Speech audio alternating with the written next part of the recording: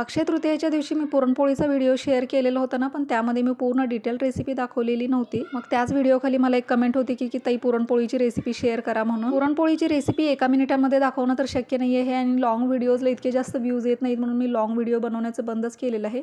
पण माझ्या अनुभवातून मी जे काही शिकलेले आहे, ज्या टिप्स मला उपयोगी पडलेल्या आहेत त्याच टिप्स मी इथं तुमच्यासोबत शेअर करते.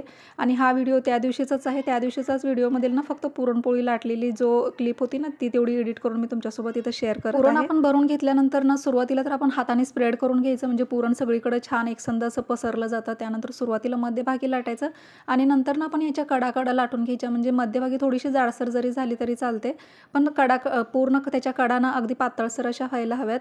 आणि तुम्ही पाहिलं जितका कणकेचा गोळा घेतला मी तितकाच ना पुरणाचा देखील गोळा घेतलेला आहे. आणि कणिक ना मी मळल्यानंतर थोडा वेळ त्याला अर्धा तास पाण्यामध्ये ठेवलेली होती, म्हणजे कणिकेला ना आपल्या छान असा लवचिकपणा येतो आणि त्यामुळं ना आपली कणिक देखील अजिबात म्हणजे पुरणपोळी ना अजिबात फाटत नाही, कणिक छान मळलेली असल्यामुळं.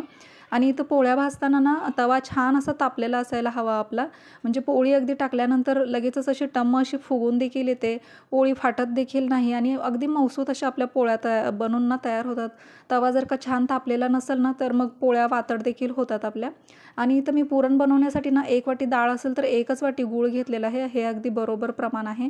आणि इथं पलटतानाच ना पोळ्या खूप असे नाजूक असते ना पुरणपोळी, त्याच्यामुळं थोडं जरी उलताना लागलं ना तर लगेचच फाटते पुरणपोळी. त्याच्यामुळं इथं त्याला ना पलटताना तेवढं खूप काळजीपूर्वक तुम्ही पलटून घ्या. तरी देखील तुम्हाला मोठा व्हिडिओ हवा असेल तर तुम्ही कमेंट करा, मी मोठा व्हिडिओ नक्की बनवेल.